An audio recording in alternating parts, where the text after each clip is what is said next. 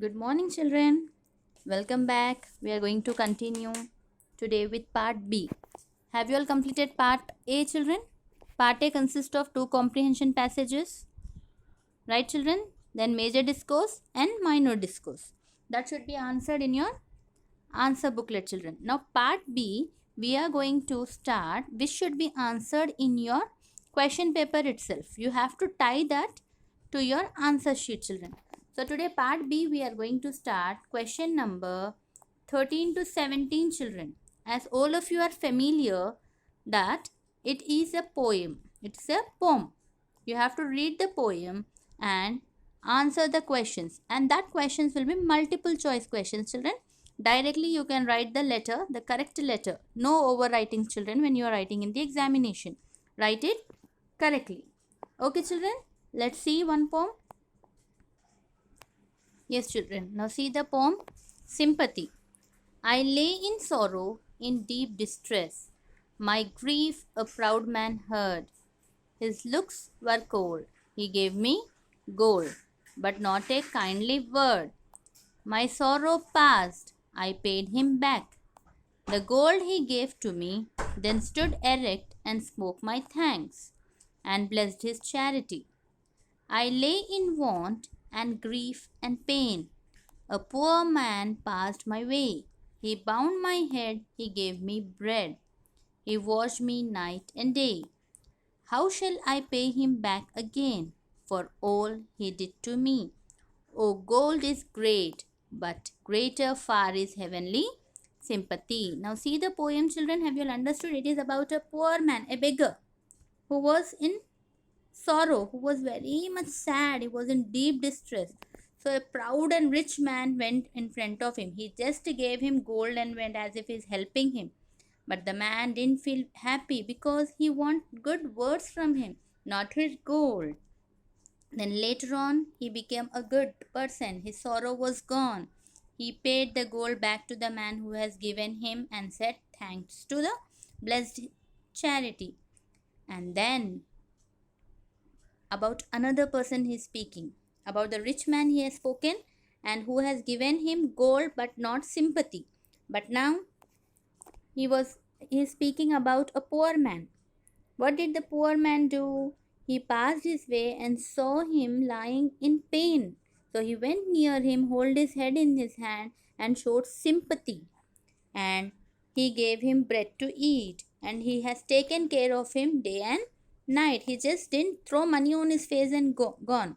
What he has done, he has taken care of him. He has fed him. He has shown sympathy towards him and solved his problem. Now he was thinking, how shall I pay him back again for what he did to me? Okay, the rich man has given me gold, that is great, but greater far is heavenly sympathy. So the intention of poet here is that we can easily pay off money or gold what we receive, but the good things, the good deeds, the sympathy what we show towards another person, we cannot repay it back, children.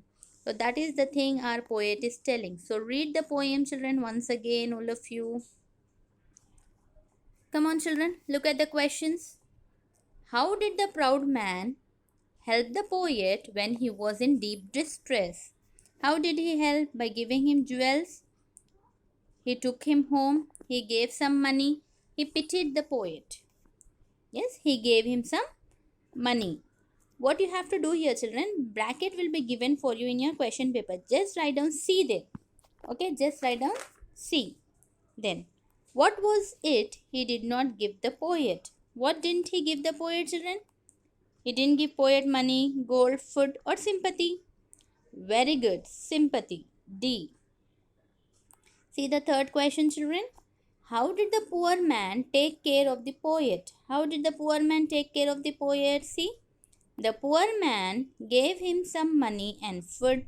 The poor man gave gold and kind words. The poor man gave food to the poet and took care of him day and night. He took the poet home and bound his head, which was hurt. So what is the right answer, children? C. Yes, very good. It is C. Now see the next question, children. Which of the following statements is not true?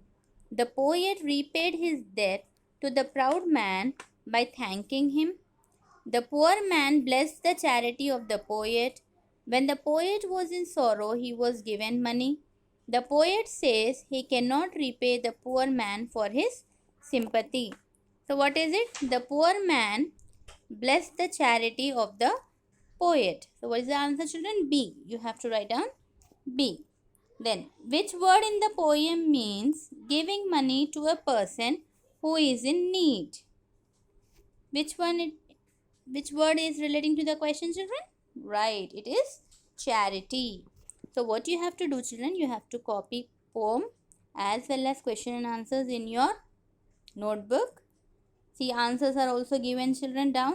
You can see the answers and you can do it, children. Okay, now I'll give you homework, children. Just see it. See, children, this poem I'm going to read for you.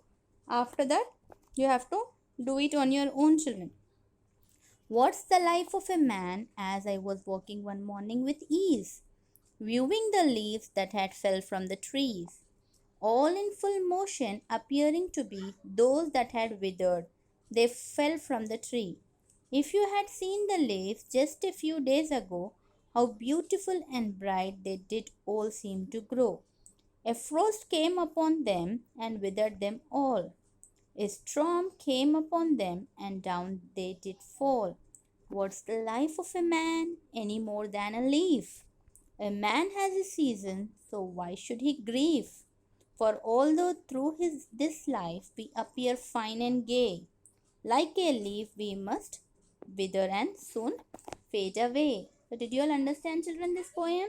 This poem says that the life of a man is like a leaf. So the life of a man is compared to the life of a leaf. What happens? New leaves come. That means newborn baby.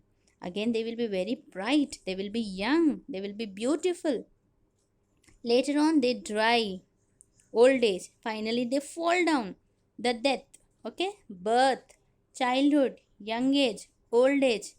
And also death. So man's life is compared to a leaf. One day it is definitely going to fall. Beautiful leaves come.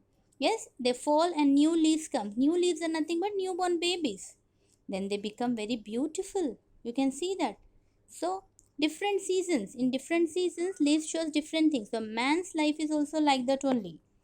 Okay, children, man's life is also like that of a leaf, which is one day going to wither.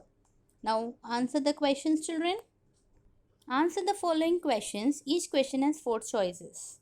See, how were the leaves a few days ago? Leaves were ugly and smelly. Leaves were beautiful and bright. Leaves were warm and weak. Leaves were big and bitter. You can see and write down, children. Read the poem carefully and do it. The leaves have withered because the frost has withered them. They have lost their beauty. The storm has withered them. The man has withered them. See an answer. It's very easy. Like the bright and beautiful leaf, man is pale and dull in his old age, pale and happy in his youth, fine and gay in his youth, gay and ill in his old age. You have to see and write, children. Then see this one, children.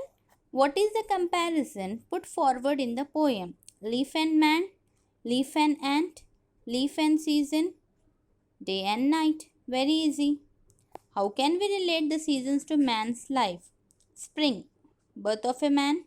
Summer, youth of a man. Autumn, old age, all the above.